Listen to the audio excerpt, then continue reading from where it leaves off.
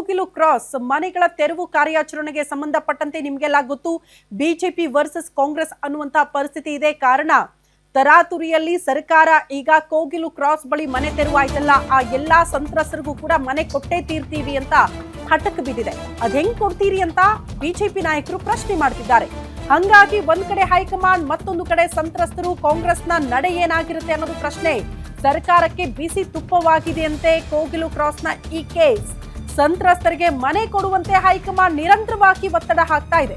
ಆದ್ರೆ ಮನೆ ಕೊಡೋದಕ್ಕೆ ಸರ್ಕಾರಕ್ಕೆ ತಾಂತ್ರಿಕ ಸಮಸ್ಯೆ ಎದುರಾಗಿದೆಯಂತೆ. ಯಾವ ಯೋಜನೆಯಡಿ ಮನೆ ಕೊಡೋದು ಅನ್ನುವಂತ ಗೊಂದಲ ಕಾಂಗ್ರೆಸ್ ಸರ್ಕಾರಕ್ಕೆ ಶುರುವಾಗಿದೆ. ಆಶ್ರಯ ಮನೆ ಕೊಡೋದಕ್ಕೆ ರಾಜ್ಯದಲ್ಲಿ 15 ವರ್ಷ ವಾಸ ಮಾಡಿಲ್ಲ ಅವ್ರು ಯಾರು. ಒಂಟಿ ಮನೆ ಕೊಡೋದಕ್ಕೆ ಗ್ರಾಮಾಂತರ ವಾಸಿಗಳೂ ಅಲ್ಲ ಅವರು. ಹಂಗಾಗಿ ಈ ನಿಯಮಗಳ ಅಡಿಯಲ್ಲೂ ಕೊಡಕ್ ಬರಲ್ಲ. ಅನೇಕರು ಬಾಂಗ್ಲಾ ವಲಸಿಗರು ಅನ್ನುವಂತ ವಾದ ಇದೆ. ಮನೆ ಕೊಟ್ರೆ ಉಗ್ರ ಹೋರಾಟ ಮಾಡ್ತೀವಿ ಅಂತ ವಿಪಕ್ಷ ಕೂಡ ಎಚ್ಚರಿಕೆ ಕೊಡ್ತಾ ಇದೆ. 38 ಲಕ್ಷ ವಸತಿ ರಹಿತರು ಅರ್ಜಿ ಹಾಕಿದ್ರು, ಇನ್ನೂ ತನಕ ಮನೆ ಕೊಟ್ಟಿಲ್ಲ ಸರ್ಕಾರ. ಇದರ ಮಧ್ಯದಲ್ಲಿ ಕೋಗಿಲು ಸಂತ್ರಸ್ತರಿಗೆ ಮನೆ ಕೊಟ್ರೆ ಉಳಿದವರು ರೊಚ್ಚಿಗೇಳುವ ಸಾಧ್ಯತೆ ರೀ. ವಿಪಕ್ಷಗಳು ಬಿಟ್ಟಾಕಿ ಜನ ರೊಚ್ಚಿಗೇಳ್ತಾರೆ. ರಾಜ್ಯದಲ್ಲೇ ವಾಸ ಮಾಡಿ ಬೇರೆ ಬೇರೆ ಕಾರಣಗಳಿಂದ ನಿರಾಶ್ರಿತರಾಗಿರುವಂತ ಎಷ್ಟೋ ಜನಕ್ಕೆ ಈ ಕ್ಷಣಕ್ಕೂ ಮನೆ ಕೊಟ್ಟಿಲ್ಲ ಸರ್ಕಾರ. ಅರ್ಜಿ ಹಾಕಿ ವರ್ಷಾನುಗಟ್ಟಲೆ ಕಾಯ್ತಿದ್ದಾರೆ. ಅಂಥವರನ್ನ ಬಿಟ್ಟು ನೀವು ಈಗ ಕೋಗಿಲು ಕ್ರಾಸ್ ಬಳಿ ಯಾರೋ ವಿರೋಧ ಮಾಡಿದ್ರು ಅಥವಾ ಹೈಕಮಾಂಡೇ ಹೇಳ್ಬಿಡ್ತು, ಕೇರಳ ಸಿಎಂ ಹೇಳ್ಬಿಟ್ರು ಅನ್ನೋ ಕಾರಣಕ್ಕೆ ಮನೆಗಳನ್ನ ಕೊಡಕ್ಕಾಗುತ್ತಾ ತರಾತುರಿಯಲ್ಲಿ? ನಾಳೆನೇ ಕೊಡಬೇಕು ಅಂತ ಸರ್ಕಾರದಿಂದ ಸಿದ್ಧತೆಗಳಾಗ್ತಾ ಇದೆ. ಬಟ್ ಈಗ ತಾಂತ್ರಿಕ ಸಮಸ್ಯೆ ಅನ್ನುವಂತಹ ವಿಚಾರಗಳನ್ನ ಸರ್ಕಾರ ಮುಂದೆ ಇಡ್ತಾ ಇದೆ. ತಾಂತ್ರಿಕ ಸಮಸ್ಯೆ ಎದುರಾಗ್ತಾ ಇದೆಯಂತೆ. ಹಂಗಾಗಿ ಹೆಂಗೆ ಅವ್ರಿಗೆ ಮನೆಗಳನ್ನ ಕೊಡೋದು? ಹೈಕಮಾಂಡ್ ಮನವೊಲಿಸೋದಾ ಅಥವಾ ವಿಪಕ್ಷಗಳಿಗೆ ಆಹಾರ ಆಗೋದಾ? ಇಂಥ ಪರಿಸ್ಥಿತಿಯಲ್ಲೂ ಕೂಡ ರಾಜ್ಯ ಸರ್ಕಾರ ಈಗ ಇದೆ.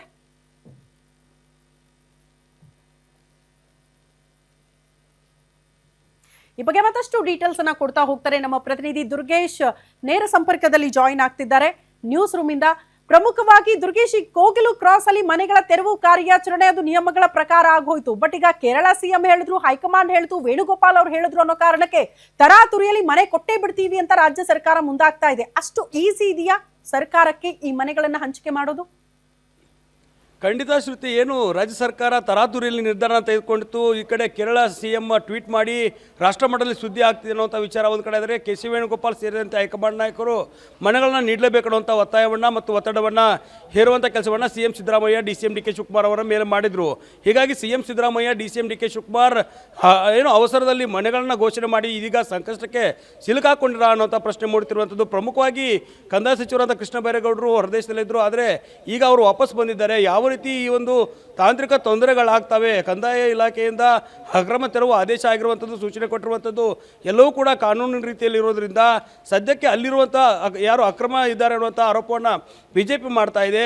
ಅರ್ಹರು ಯಾರಿದ್ದಾರೆ ಅನ್ನುವಂಥದ್ದು ಈಗ ಬಹಳ ಮುಖ್ಯವಾಗಿ ಪ್ರಶ್ನೆ ಆಗ್ತಿರುವಂಥದ್ದು. ಸುಮಾರು 187 ಮನೆಗಳನ್ನು ತೆರವು ಮಾಡಲಾಗಿದೆ. ಅದರಲ್ಲಿ ಕೇವಲ 30ರಿಂದ 35ರಷ್ಟು ಮನೆಗಳು ಮಾತ್ರ ಅರ್ಹರಿಗೆ ನೀಡಲು ಸಾಧ್ಯ ಇದೆ ಅನ್ನುವಂಥ ಮಾಹಿತಿ ಸಿಗ್ತಾ ಇರುವಂಥದ್ದು. ಜೊತೆಗೆ ಈಗಾಗಲೇ ಏನು ಜಮೀರ್ ಅಹಮದ್ ಖಾನ್ ಆಗಿರ್ಬೋದು, CM Siddaramaiah, DCM DK Shivakumar ಸುದ್ದಿಗೋಷ್ಠಿಯನ್ನು ನಡೆಸಿ ಮನೆಗಳನ್ನ ನೀಡ್ತೀವಿ ಅಂತ ಘೋಷಣೆಯನ್ನು ಮಾಡಿದ್ದಾರೆ. ಹೈಕಮಾಂಡ್ಗೆ ಏನು ಕೆಂಗನಿಗೆ ಗುರಿಯಾಗಿದ್ದನ್ನು ತಪ್ಪಿಸ್ಕೊಳ್ಳೋದಕ್ಕೆ ಒಂದು ತಂತ್ರವನ್ನು ಹೂಡುವ ಕೆಲಸವನ್ನು ಮಾಡಿದರೆ, ಇದೀಗ ಅದೇ ತಂತ್ರ ತಿರುಗುಬಾಣವಾಗಿ BJP ಸರ್ಕಾರಕ್ಕೆ ಕಾಡ್ತಾ ಇದೆ. BJP ಮನೆಗಳನ್ನು ನೀಡಿದರೆ ಉಗ್ರವಾದ ಹೋರಾಟವನ್ನು ಮಾಡ್ತೀವಿ ಅನ್ನೋಂಥದ್ದು ಹೇಳ್ತಾ ಇದೆ.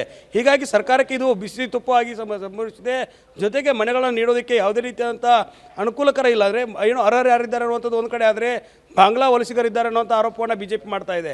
ಹೀಗಾಗಿ ದಾಖಲೆಗಳನ್ನು ನೋಡಿಕೊಂಡೇ ಮನೆಗಳನ್ನ ನೀಡಬೇಕಾಗತ್ತೆ. ಅದರಲ್ಲೂ ಕೂಡ ಒಂಟಿ ಮನೆ ನೀಡಬೇಕಾದ್ರೂ ಕೂಡ 15 ವರ್ಷ ರಾಜ್ಯದಲ್ಲಿ ವಾಸವಾಗಿರಬೇಕು. ಆದರೆ ಅಲ್ಲಿರುವವರು ಯಾರೂ ಕೂಡ ಅಷ್ಟು ವರ್ಷ ವಾಸವಾಗಿಲ್ಲ ಅನ್ನೋಂಥದ್ದು ಕೂಡ ಮಾಹಿತಿ ಇರುವಂಥದ್ದು.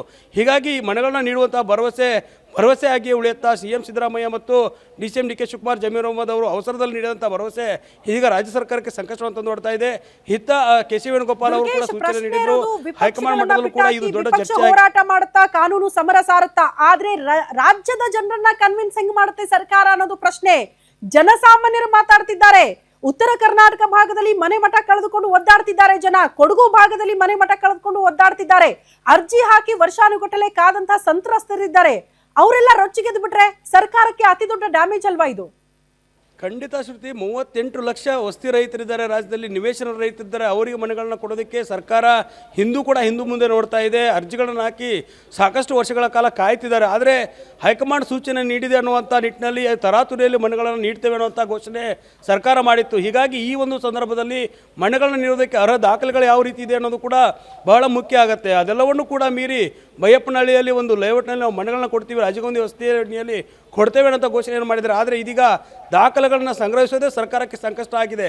ಹೀಗಾಗಿ ಒಂದು ಕಡೆ ಸರ್ಕಾರ ಮನೆಗಳನ್ನು ನೀಡೋದನ್ನೇ BJP ಕಾಯ್ತಾ ಇರುವಂಥದ್ದು. ಯಾಕಂದರೆ BJP ನೀಡಿದರೆ ಇದರ ವಿರುದ್ಧ ಕಾನೂನು ಹೋರಾಟಕ್ಕೆ ಮುಂದಾದರೆ ಅಲ್ಲಿ ಕಾನೂನಲ್ಲಿ ಸಾಕಷ್ಟು ಸರ್ಕಾರಕ್ಕೆ ಸೋಲಾಗತ್ತೆ ಅನ್ನುವಂಥ ಲೆಕ್ಕಾಚಾರ ಇರುವಂಥದ್ದು. ಹೀಗಾಗಿ ಸರ್ಕಾರಕ್ಕೆ ಮುಜುಗರ ತರೋದಕ್ಕೆ ವಿಪಕ್ಷಗಳು ಎಲ್ಲರ ತಂತ್ರವನ್ನು ಹೂಡ್ತಾ ಇದ್ದರೆ ಇತ್ತ ಸರ್ಕಾರ ಮುಜುಗರ ಮತ್ತು ಡ್ಯಾಮೇಜನ್ನು ಕಂಟ್ರೋಲ್ ಮಾಡ್ಕೊಳ್ಳೋದಕ್ಕೆ ಸದ್ಯಕ್ಕೆ 35 ಮನೆಗಳನ್ನು ಕೊಡೋದಕ್ಕೆ ಸಿದ್ಧವಾಗ್ತಾ ಇದೆ. ಈ ಒಂದು ತಂತ್ರದ ಮೂಲಕ ಅಂದರೆ ಕಣ್ಣೊರೆಸೋ ತಂತ್ರ. ಯಾಕಂದರೆ ಅಕ್ರಮ ನಿವಾಸಿಗಳಿಗೆ ಕೊಟ್ಟಿದ್ದೇವೆ, ಕೆಲವೊಂದಿಷ್ಟು ದಾಖಲೆ ಸರಿ ಮಾಡ್ತಿದ್ದೇವೆ, ದಾಖಲೆ ಪರಿಶೀಲನೆ ಮಾಡ್ತಿದ್ದೇವೆ ಅನ್ನೋಂಥ ಒಂದು ನೆಪವನ್ನು ಹೇಳೋ ಮೂಲಕ ಕಾಲ ಮುಂದುವರಿಸುತ್ತಾ ಅನ್ನೋದು ಕೂಡ ಬಹಳ ಮುಖ್ಯವಾಗಿ ಚರ್ಚೆ ಆಗ್ತಿರುವಂಥದ್ದು. ಸರ್ಕಾರ ಇದನ್ನೆಲ್ಲ ಯಾವ ರೀತಿ ಪರಿಹಾರ ಕೊಡುತ್ತೆ ಅನ್ನೋದನ್ನು ಕಾದು ನೋಡಬೇಕಾಗುತ್ತೆ ಶಕ್ತಿ.